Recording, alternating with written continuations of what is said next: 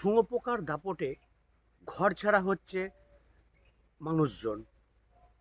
কালনার পূর্বস্থলী ১ নম্বর ব্লকের বড়কোবলা গ্রামে এলাকার মানুষের জানান যে এলাকায় ব্যাপক পাট চাষ, এর ফলেই এই শুঁয়োপোকা। আর শুঁয়োপোকার এতটাই দাপট যে মানুষ অন্যত্র আশ্রয় নিচ্ছে।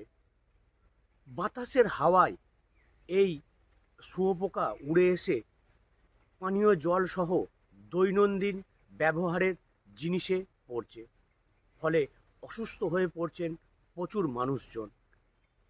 চিকিৎসার জন্যে হাসপাতালে যেতে হচ্ছে, এমনকি হাসপাতালে ভর্তিও হতে হচ্ছে মানুষজনকে, এমনটাই জানান এলাকার মানুষ। কালনা থেকে রাজকুমার ঘোষ, কলকাতা টিভি।